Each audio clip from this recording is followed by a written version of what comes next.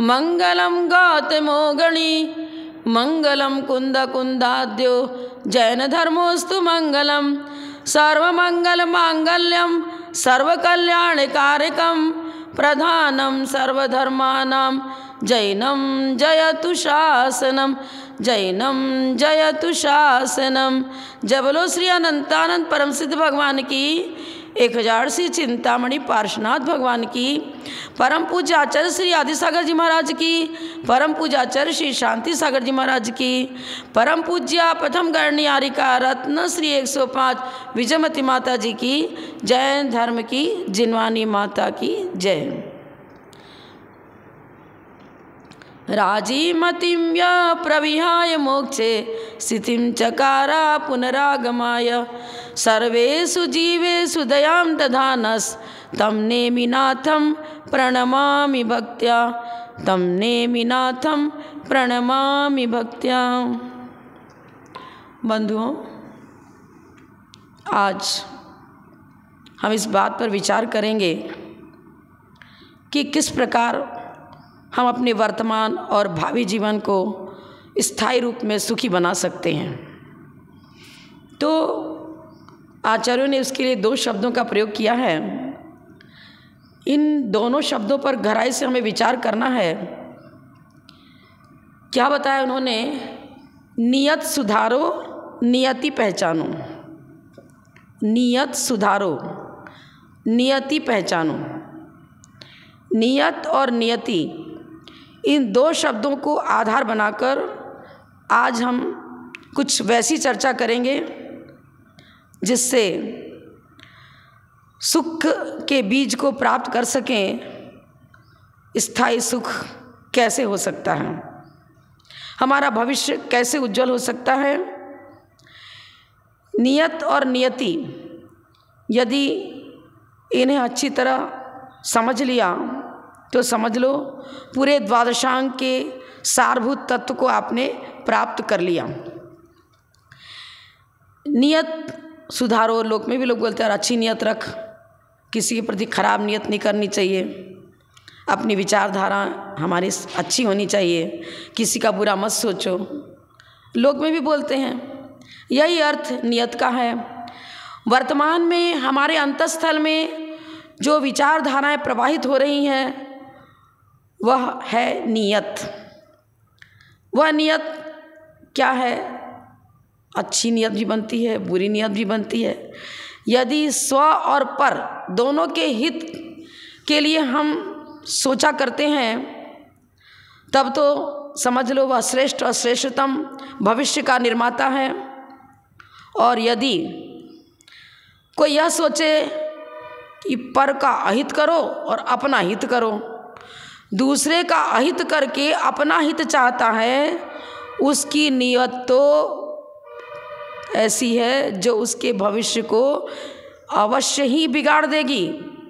उसका पतन होना ही है, दुख दारिद्र्य बना रहता है, वह पापार्जन करता है और अपने भविष्य को बिगाड़ता है। तो बंधु, हमें अपनी नियत अच्छी बनानी है। अच्छी का मतलब स्व पर दोनों का हित करो, परहित की भावना बनाए रखो। जो दूसरे को सुखी बनाता है उसका जीवन स्वयं सुखी हो जाता है। वर्तमान में अपने उपादान शक्ति को जागृत रखो, अर्थात धर्म पुरुषार्थ पूर्वक जीना सीखो। कोई कहे अरे एक द्रव्य तो दूसरे द्रव्य को कुछ कर ही नहीं सकता, उसका न हित कर सकते न अहित कर सकते हैं। लेकिन हमारे आचार्यों ने 2 नयों की चर्चा करी है, द्रव्यार्थिक नय और पर्यार्थिक नय। निमित्त और नैमित्तिक भाव की अपरचा हम चर्चा करें, तत्वार्थ सूत्र में भी लिखा है परस्परोपग्रहो जीवानाम। परस्पर एक दूसरे का उपग्रह हित करो, हित की भावना रखो।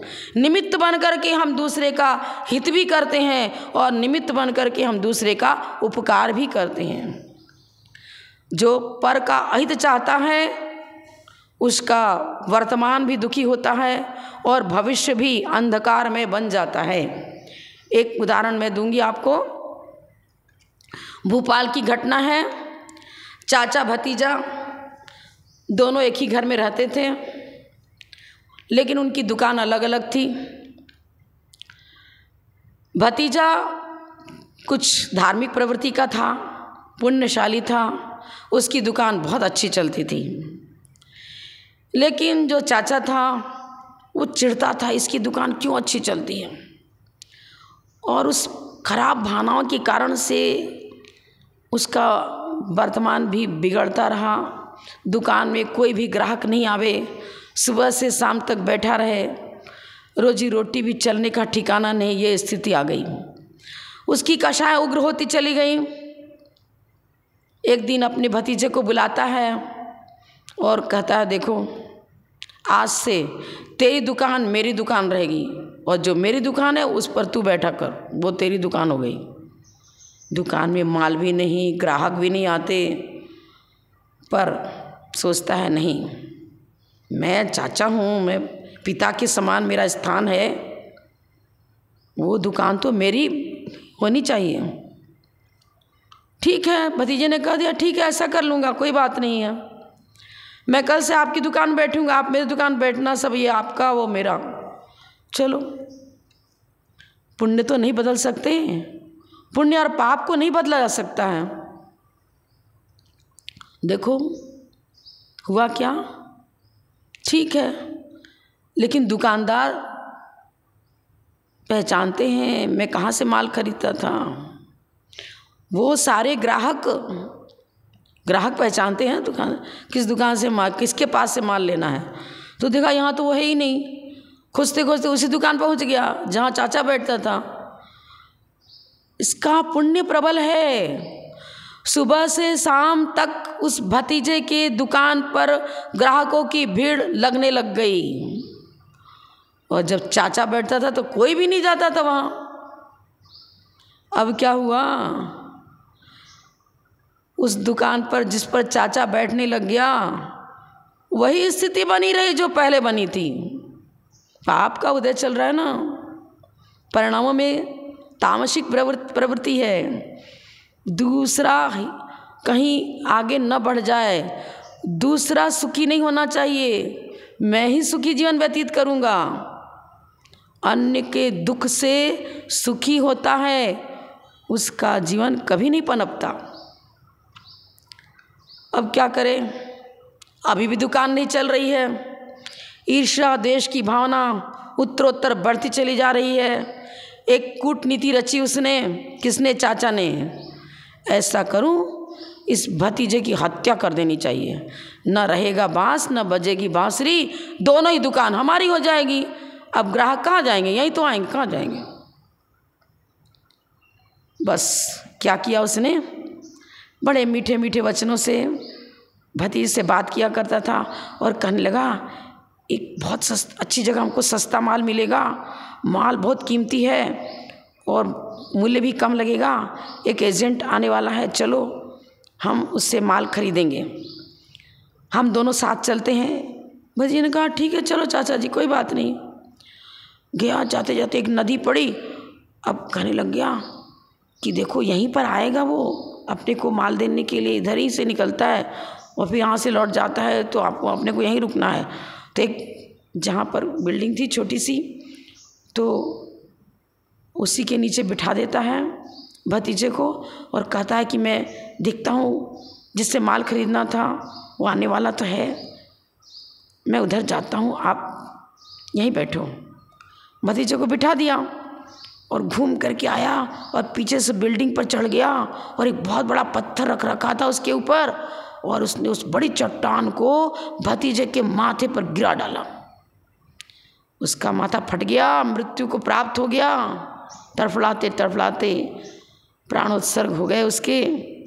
बड़ा खुश होता है ये चाचा, अब तो गया, अब दोनों दुकान मेरी।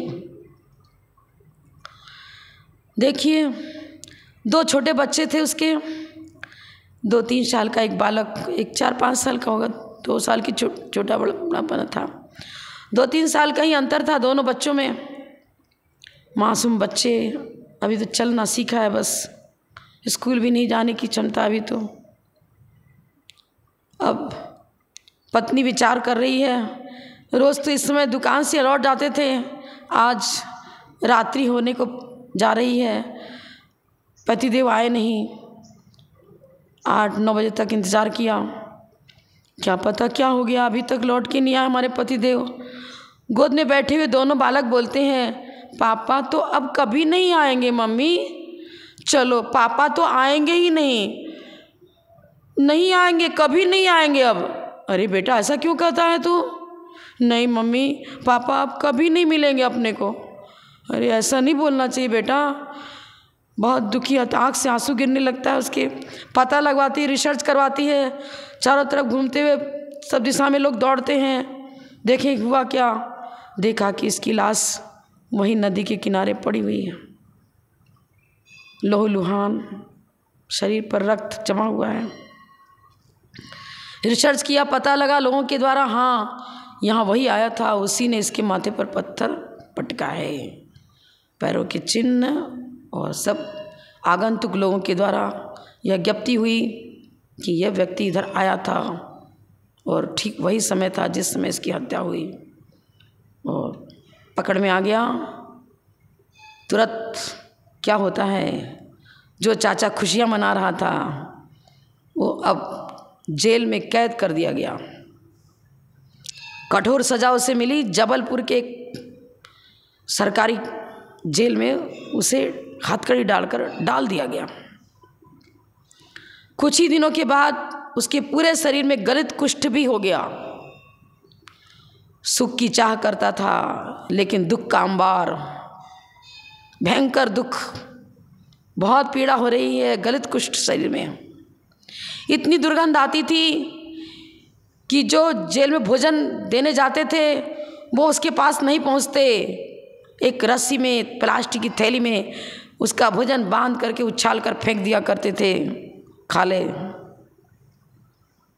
एक दिन वहाँ के जो पुलिस वर्ग थे, कर्मचारी, वो उस भतीजे से पूछते हैं, अरे अभी तक तो जितने भी कैदी थे उसके परिवार वाले कभी कभी मिलने आते थे, देखने आते थे, उसकी कुछ पूछा करते थे, तेरे यहाँ तो आज 4-5 महीने हो गए, कोई भी तुझसे मिलने नहीं आता, तो आखिर तुझने कौन सा ऐसा अपराध किया है जिससे तेरे परिवार वाले भी तेरे को नहीं पूछते? फूट फूट कर रोने लगता है चाचा। मैंने गोद में जिसका पालन पोषण किया, मैंने क्रूरतापूर्वक उस भतीजे की हत्या करी है, मुझसा पापी दुनिया में कोई नहीं। हमारे परिवार वाले जो नहीं आते हैं वो वास्तव में मेरा ही दुर्भाग्य है, मैंने बहुत बड़ा पाप किया है। वो पूछने वाला कर्मचारी भी, उसकी आंखों से भी आंसू गिरने लगता, अरे ऐसा क्रूर है तू, अपने गोद में पलने वाले बाले को तूने मार दिया? हाँ मैंने ऐसा ही किया है। मैंने अपने भतीजे को, जिसको प्यार से पाला पोसा था, उसकी शादी भी करी, लेकिन धन के लोभ में मैंने उसकी हत्या अपने हाथों से करी है। देखिए, दूसरे का घर भी बर्बाद किया और स्वयं भी दुखी हुआ। नियत खराब, रिजल्ट खराब। उस चाचा की नियत खराब रही, दूसरे को भी दुखी बनाया, पर का भी अहित किया, और जो पर का अहित करता है उसका अहित तो उसकी मुट्ठी में है ही है, अहित होना ही है।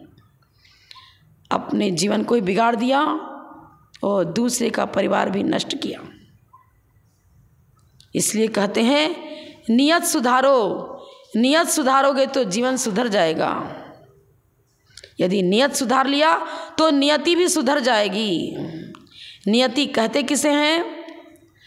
नियति का मतलब पूर्वोपार्जित पुण्य और पाप। व्यवहार की अपेक्षा से नियति का अर्थ क्या है? पहले हमने जो धर्म साधना करी वह, और पहले जो पाप अर्जन किया वो भी। पुण्य अर्जन किया था वह पुण्य को फलित करने वाली नियति हुई, सुख को जन्म देने वाली नियति हुई, और जो कठोर पाप किए थे वह दुख को देने वाली नियति। स्वकीय पुरुषार्थ से ही हमारा भाग्य रचा जाता है। तो नियति क्या है? पूर्वोपार्जित पुण्य और पाप, अथवा शुद्ध निश्चय से यदि विचार करें तो नियति माने वस्तु का स्वरूप। जैसे जीव का लक्षण है चेतना, ज्ञाता दृष्टा स्वाभाविक जीव है। जीव में ही जानने देखने की शक्ति है, जीव में ही चैतन्य शक्ति होती है। जीव को छोड़कर अन्य में जानने देखने की शक्ति नहीं है। यह एक नियत स्वभाव ही नियति है। तो बंधुओं, हम अपने वर्तमान विचारधाराओं को प्रांजल करें, निर्मल बनाएं, स्वच्छ करें, तो नियति भी अच्छे रूप में फलित होगी, सौभाग्य भी जीवन में निरंतर बना रहेगा। देखिए, किसी नीतिकार ने कहा है, परोक्षे कार्य हंतारम प्रत्यक्षे प्रियवादिनम वर्जेत तादृशम मित्रम विषकुंभ पयोमुखम। विषकुंभम पयोमुखम, वो चाचा ऐसा ही था। ऊपर से मीठा बोलता था और अंदर से उस भतीजे के पूरी कुल को नाश करने पर तुला हुआ था। हत्या कर दी उसकी। विषकुंभम पयोमुखम, ऐसा व्यक्ति न वर्तमान में सुखी रह सकता न भविष्य में। भव भवांतर उसके बिगड़ते हैं। परोक्षे कार्य हंतारम प्रत्यक्षे प्रियवादिनम, जो परोक्ष में तो कार्य को नाश करने की बात सोचता है मन मन में, इसका बुरा करूँगा, इसका बुरा करूँगा, लेकिन जब पास में आता है तो मित्रवत व्यवहार करता है। प्रत्यक्षे प्रियवादिनम वर्जे तादृशम मित्रम, ऐसे मित्र की संगति मत करो, ऐसा जीवन व्यतीत मत करो, ऐसी विचारधाराएं, ऐसा आचरण, ऐसा चिंतन जिसके जीवन में है वो महादुर्जन है। देश समाज और राष्ट्र का भी हंता है, नाश करने वाला है। समाज के लिए वह विष के रूप में, एक घातक सामग्री के रूप में उपस्थित होता है। तो देखिए, वास्तव में वर्तमान की भूमिका ही हमारे भविष्य को उज्जवल बनाती है और पूर्वोपार्जित पाप का क्षय करने में भी वह पुण्य साधना कारण बन जाती है। एक फिलॉसफर, षट दर्शन का ज्ञाता, वो भी बताता है, अपनी चर्या सुधारो। यदि चर्या सुधर गई तो भविष्य सुधर गया। खान पान अच्छा करो, भारतीय संस्कृति यही बताती है। अपने जीवन को सुसंस्कृत करो। As you eat so you think, as you think so you become, action is the end of thought. जैसा हम सोचते हैं वैसा ही वर्तमान और भावी जीवन निर्मित होता है। हमें चित्त का शोधन करना है, धर्म पुरुषार्थ को महत्व देना है, कुमार्ग से हटाना है अपने को। कुमार्ग में जो हमारी इंद्रियां प्रवर्तित हो रही हैं उसको परिवर्तित करना है, सुमार्ग में लगाओ, अच्छी सोच बनाओ, अच्छा कार्य करो, धर्म में अपना जीवन व्यतीत करो। पर्वत से बहता हुआ झरना भी हमें यही उपदेश देता है। झरने का जल तो स्वच्छ और निर्मल है, लेकिन उसकी दिशा यदि बहता हुआ व निर्झर नाले में पहुंच रहा है तो अस्वच्छ जल भी एक दुर्गंधित नाले की पर्याय रूप परिणत हो जाता है। एक किसान उस पर्वत के निकट ही खेती करता था। गन्ने की खेती थी उसकी, इक्षुदंड, इक्षुरस, मीठा जिसमें रस निकलता है। उसका खेत सूख रहा था, जल की व्यवस्था नहीं बना पा रहा था। उस बहते हुए निर्झर को देखता है और जलधारा को मोड़कर अपनी खेत की ओर ले जाता है। जल तो वही था, जब नाले में गया तो दुर्गंधित हो गया, दुर्गंध देने लग गया। अब किसान के प्रयास से वो धारा परिवर्तित हुई और खेत में पहुंचने लग गई। अब वही जल एक मधुर रस के रूप में फल देता है। देखिए, आत्मा तो ज्ञान दर्शन स्वाभाविक, ज्ञाता दृष्टा स्वाभाविक है, रत्नत्रय इसका स्वभाव है, लेकिन पर निमित्त से यह स्वभाव भी विभाव रूप परमन कर जाता है। मल मूत्र से भरे नाले में जब वो स्वच्छ निर्झर जल पहुंचता है तो उसके साथ मिलकर इसकी पर्याय विकृत हो जाती है। अब स्वच्छता नहीं रही क्योंकि नाले में पहुंच गया था वो। पात्रता जैसी होती है, सुपात्र के अंदर रखा हुआ दूध भी अमृत में फल को देता है और कुपात्र में रखा हुआ वही दूध विषाक्त हो जाता है। तो बंधुओं, अपने स्व की विचारधाराओं को, अपनी नियत को सुधारो तो नियति पलट जाती है, दुर्भाग्य भी सौभाग्य बन जाता है, सुखी जीवन हम व्यतीत करने लग जाते हैं। मैं एक और उदाहरण दूंगी। हमारे आचार्य बताते हैं, पंचेंद्रिय विषयानुराग ही परमम दुखम, परम दुख को जन्म देने वाला है, और वीतराग परिणति ही परमम सुखम। आशाया परमम दुखम, नैरास्यम परमम सुखम। पर कैसे करो? देखिए, पतंग उड़ाते हो आपने तो कोई उड़ाता ही है।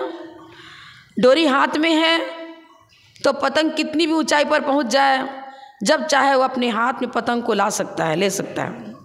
डोरी हाथ में है, खींच कर ले आएगा। लेकिन यदि डोरी छूट गई तो पतंग गया, न जाने कहाँ पहुंच जाएगा, मिलना कठिन है, नहीं मिल पाता। तो बंधुओं, ज्ञान और वैराग्य, आचार्य क्या लिख रहे हैं? ज्ञान वैराग्य रज्जु नाम नित्यम उत्पत्तिवर्तिना जित चित्तेन शक्यन्ते धर्तुम इंद्रिय वाजिना। इंद्रिय रूपी बाज पक्षी बहुत ऊंची ऊंची उड़ान लेता है, कभी होटल में पहुंच जाता है, कभी क्लबों में, कभी जुआ खेलता है, कभी चोरी करने के लिए लालायित होकर के दूसरे की हत्या कर देता है, धन बटोर कर लाता है। इंद्रिय बाज पक्षी शैतान है। लेकिन आचार्य क्या बता रहे हैं? इस इंद्रिय रूपी बाज पक्षी को अपने बस में लाने के लिए करना क्या होगा? अरे वो बाज पक्षी कोई दूसरा नहीं, तेरा मन ही वो बाज पक्षी बन रहा है। मन को सात्विक बनाओ, जित चित्तेन शक्यन्ते, चित्त भूमि को निर्मल बनाओ। निर्मल बनाने के लिए यह चित्त ही तो शैतान था, होटलों में पहुंचता था, मांस भक्षी बन गया था। गुरु की देशना हमें वो ज्ञान रूपी अमृत पान कराती है और वैराग्य को जन्म देती है। गुरु देशना के द्वारा हमें वो तरीका मिल जाता है कैसे इस दुष्ट मन को वश में किया जाए। कुमार्ग पर जाते हुए इस मन रूपी बाज पक्षी को वश में करने की कला हमें गुरु सिखाते हैं। उन्होंने बताया, क्या बताया? ज्ञान वैराग्य रज्जु नाम नित्यम उत्पत्तिवर्तिना जित चित्तेन शक्यन्ते धर्तुम इंद्रियवाजिना। ज्ञान और वैराग्य रूपी रज्जु यदि हाथ में है तो ये उड़ता हुआ, यत्र तत्र बिखरता हुआ चित्त विक्षेप निरंतर जो हो रहा है वह कंट्रोल में आ जाएगा। लेकिन हाथ में ज्ञान और वैराग्य रूपी रज्जु को, रस्सी को सदा लिए रहो, छोड़ना नहीं इसको। रसोई घर में काम कर रहे हो तब भी तत्व ज्ञान जागृत होना चाहिए। शुद्ध भोजन तैयार करो, शुद्ध विधि से तैयार करो, शुद्ध वस्तु का उपयोग करो, रसोई बना भोजन करो, जीविका चलानी है, द्रव्य प्राण का रक्षण करना है, लेकिन साथ में वैराग्य भी है। अरे नरक आयु का बंद हो जाए ऐसा दूषित भोजन हमें नहीं करना है, तो क्या ये वैराग्य भी साथ में नहीं है क्या? ज्ञान और वैराग्य, वैराग्य को जन्म देने वाले बुद्धि का नाम ही सम्यक ज्ञान है और उसे कि हम विवेक कहते हैं। विविक्तम करोति पापादिति विवेक। वैराग्य को जन्म देने वाला जो ज्ञान है वही वो रोशनी का काम करेगा, मार्गदर्शन करेगा, और नरक तिर्यंत से बचाने का उपाय यही है। तत्व ज्ञान रूपी टॉर्च को साथ में लिए रहो, यह रोशनी तुझे मार्गदर्शन करती रहेगी। आचार्य लिखते हैं, अंतस्थल में यदि वो रत्नत्रय की ज्योति जागृत है तो कहीं पहुंच जाओ। वेश्या की राह रह करके एक मुनिराज ने चातुर्मास किया था। आपको क्यों गए थे वेश्या के यहाँ? ये जाना ठीक है क्या? आत्म कंट्रोल है कि नहीं, उन्हें पहचानना है। वेश्या के यहाँ पहुँच जाते हैं, चातुर्मास होता है, वेश्या देखती अरे हमारे यहाँ इतना विकृति है हमारे घर में तो, लेकिन ये संत तो एक स्टैचू की तरह खड़े हैं, ना देखते हैं इनके चित्त भूमि पर, चेहरे पर इतनी निर्मलता, इतनी वीतरागता झलक रही है, कालिक में रह कर के भी अपनी अंतः भूमि को स्वच्छ बनाए हुए हैं, धन्य है ये। उनकी मुख मुद्रा को देख करके, उनकी वीतराग छवि को देख करके उस वेश्या के हृदय परिवर्तित होता है। वह भी क्या करती है, गुरुदेव कुछ हमें उपदेश दो। उनकी मुखाकृति उपदेश दे रही है, उसके अपनी निंदा और ग्रह करती है, आजीवन ब्रह्मचर्य व्रत ग्रहण कर लेती है, शुद्ध भोजन करती है। क्या परिवर्तित हुआ, परिवर्तन कैसे आता है, साधु संगति से होता है। यथा हता ऋषिकानि सवशम यान्ति देहिनाम तथा तथा स्फुरत्युच्चै हृदय विज्ञान भास्करम। पंचेंद्रिय विषयानुराग हटा उस वेश्या का और अंतर्मुख प्रवृत्ति जागृत हुई, गुरु की वीतराग छवि उपदेश दे रही है। और हृदय विज्ञान भास्करम, भेद विज्ञान को जागृत करने वाला वो सूर्य उदित हुआ अंतस्थल में। स्फुरत्युच्चै, मध्याह्नकालीन सूर्य अपनी तेज रोशनी को लिए हुए अंतःकरण को प्रकाश में बना रहा है। वेश्या अब व्रती बन गई, सारे कार्य उसने कुकर्म छोड़ दिए। निरंतर गुरु का मुखाकृति को देखना, समय समय पर उनसे उपदेश प्राप्त करना।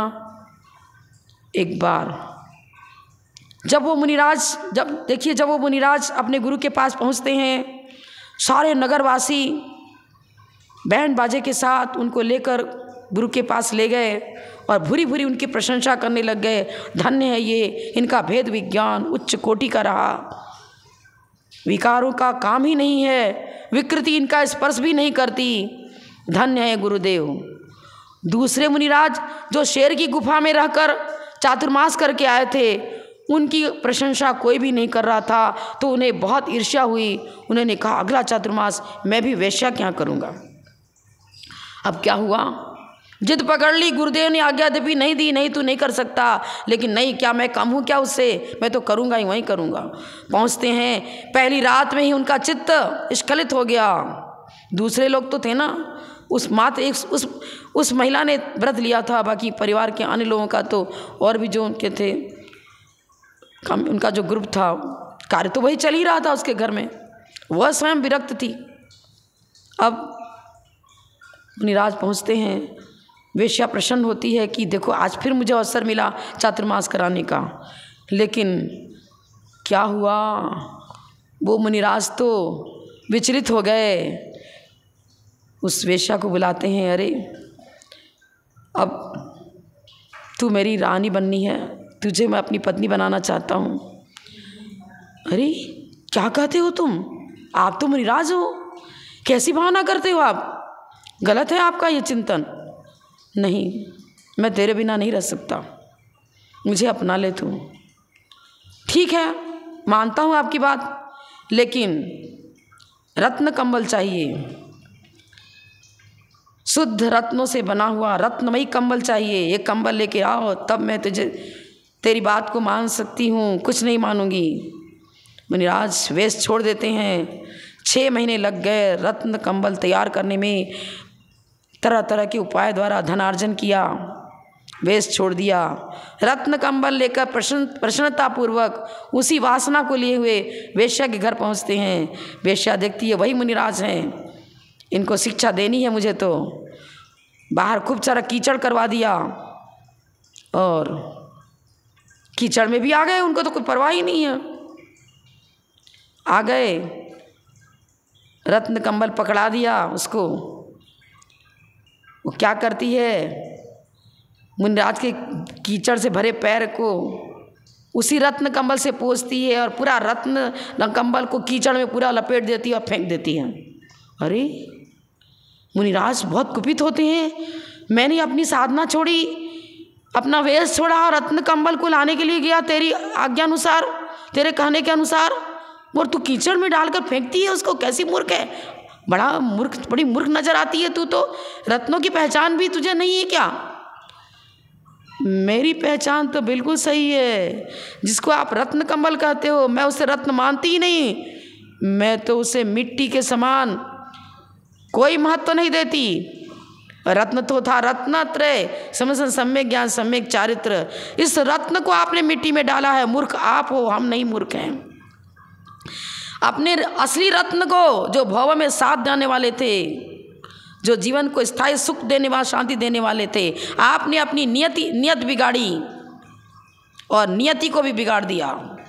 दुर्भाग्य को निमंत्रण दिया है आपने अपने लिए। क्या ये सुख स्थायी सुख को देने वाला है रत्न कंबल? जो रत्न स्थायी सुख को देने वाला था उसको आपने फेंक दिया। मुनिराज, तुम नियत सुधारो अपनी। आप मुनि नहीं रहे। आपका जीवन, मैं वेश्या होकर के अपने जीवन को सुधार चुकी हूँ, और पूर्ववर्ती मुनिराज ने मुझे स्थायी सुख शांति का मार्ग बताया था, और आप क्या कर रहे हो? स्वयं कीचड़ बन चुके हो। आप तो कीचड़ जैसी दुर्गंध आपके अंतःस्थल में व्याप्त हो रही है। अपनी अंतःभूमि को तुम दुर्गंधित कर चुके हो। अब रत्नत्रय के द्वारा पुनः स्थितिकरण करो, अपने जीवन को सुधारो। उस वेश्या की बात को सुनकर मुनिराज बहुत लज्जित होते हैं।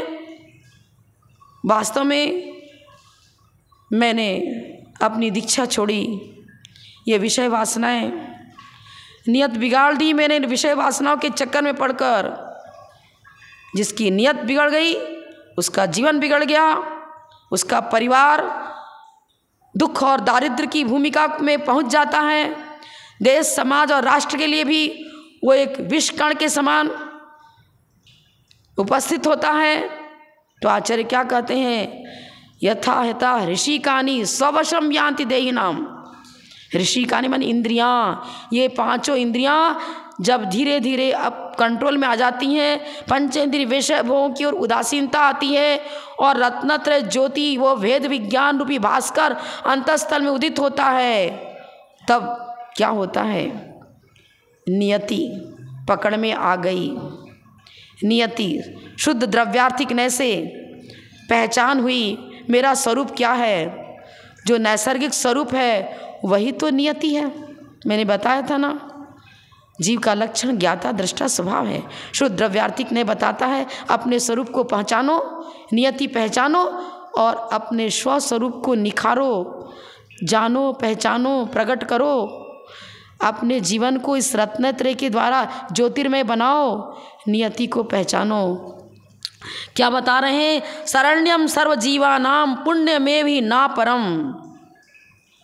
पुण्य ही शरणभूत है, इसकी छत्र छाया में रहो, दुख कभी आ ही नहीं सकता। फिर क्या लिखते हैं? विपतो वीत पुण्यानाम तिष्ठन्त्येव हि पृष्ठतः। विपत्तियाँ उसके पीठ के पीछे पीछे निरंतर दौड़ती रहती हैं। किसके पीठ के पीछे? जो अपना जीवन पाप में बना चुका है। वीत पुण्यानाम, जिसका पुण्य समूल नष्ट हो चुका है, विपत्तियाँ उसके पीछे लगी रहती हैं, हमेशा दुखी रहता है। तो पुनाति आत्मानमिति पुण्यम, अंत पे अंतःकरण भूमि को पवित्र बनाओ। और कैसे वो पवित्र हो पाएगी? भाव विशुद्धि, नियति सुधारो। नियत सुधारो, नियत सुधारो माने भाव विशुद्धि को प्रकट करो। माया, मिथ्यात्व और निदान, ये तीनों ही हमारे जीवन को विषाक्त करते हैं, विकृत करते हैं। पंचेंद्रिय विषयानुराग ही मिथ्यात्व से यह विषयानुराग पनपता है, मायाचारी भी आ जाती है, निदान करता है। मेरे को भोग सामग्री प्रभव में मिलनी चाहिए, दिव्य देवांगनाएं मिलनी चाहिए, दिव्य सुख मिलना चाहिए। अरे विलासिता ही तो विषाक्त विषैला कण है। देखिए, मन तो संगी पंचेंद्रिय ही सातवें नरक में जाता है, भोग भी मनुष्य संगी पंचेंद्रिय, और वही मोक्ष भी जा सकता है। क्या लिखते हैं नीतिकार? चित्ते न जायते पंकम चित्ते नैव शुध्यति, जले न जायते पंकम जले नैव शुध्यति। इस चित्त भूमि में दोनों प्रकार की शक्ति है मन में। पंक चित्ते न जायते पंकम, यदि पाप में अपने को प्रवृत्त कराया तो कीचड़ ही कीचड़ तैयार है, और इसी चित्त भूमि को धर्म में लगा दिया। यही चित्त कीचड़ को पैदा करता है और इसी चित्त से कीचड़ साफ किया जाता है। जल से ही सूखी मिट्टी थी, अब पानी बरस गया तो वह कीचड़ बन गया।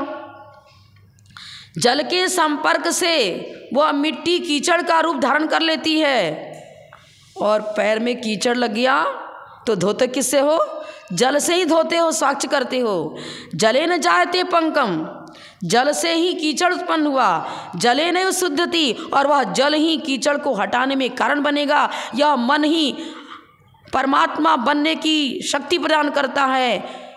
संगी पंचेंद्री ही अपने पुरुषार्थ से मुक्त जाता है, और संगी पंचेंद्री ही अपने पुरुषार्थ को ढीला छोड़ देता है, विकृत कर लेता है। पाप में चित्त भूमि जब हो जाती है तो यह 7वें नरक तक पहुंच जाता है।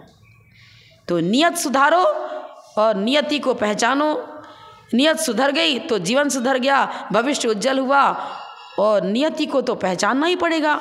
नियति माने वस्तु का स्वरूप, शुद्ध द्रव्यार्थिक न से वस्तु स्वरूप को नियति कहते हैं, और व्यवहार न से पूर्वकृत पुण्य और पाप को नियति कहते हैं। यदि पूर्वकृत पुण्य का उदय चल रहा है तो सुख ही सुख जीवन में बना रहेगा। तीर्थंकर प्रकृति का बंध 7 से पुण्य का कारण है। देखिए क्या होता है, गर्भ में आने के 6 महीने पहले से रत्न वृष्टि चालू, सुख ही सुख, स्थायी सुख को पैदा कर लेते हैं। वैराग्य की भूमिका के द्वारा अपने पुरुषार्थ को और अधिक उत्तम बनाते हैं और केवल ज्ञान ज्योति को जागृत कर लेते हैं। तो 2 शब्दों में पूरा द्वादशांग, पूरा मोक्ष मार्ग रखा हुआ है। बीज के अंदर वृक्षत्व शक्ति मौजूद है, लेकिन किसान के निमित्त से, इसी प्रकार गुरु के निमित्त से हमारी आत्मिक शक्ति विकसित होती है, और पूर्वकृत दुर्गंधित बनाने वाली वस्तुओं का निष्कासन और अपने जीवन में स्थायी चिर वसंत को स्थापित करने वाला सुख सामग्री को जन्म दो। किसान की प्रयास से वह बीज एक विशाल वृक्ष बन जाता है। गुरु की देशना से हम यदि उसको स्वीकार करें तो, स्वीकार ही ना करें, एक्सेप्ट करना पड़ेगा। उर्वरा भूमि में जल प्रविष्ट होता है और खेती होती है। अपनी आत्मभूमि को, अपनी चित्त भूमि को उर्वरा बनाओ, निर्मल बनाओ, स्वच्छ बनाओ, गुरु देशना का पान करो, अपनी जीवन को सुधारो। थ्योरी ही नहीं, प्रैक्टिकल में भी हम वो देशना, गुरु देशना अंदर समानी चाहिए। नियत सुधारो, नियति पहचानो। इसी शब्द को गहराई से निरंतर इसका चिंतन करें, मंथन करें। अवश्य ही मोक्ष मार्ग मेरा प्रशस्त होगा और निकट भव में स्थायी सुख शांति को हम प्राप्त कर सकेंगे। इतना ही कहकर विराम लेती हूँ। जब लोग परम पूज्य प्रथम गणनीय आर्यिका रत्न श्री 105 विजयमती माता जी की जय। जय।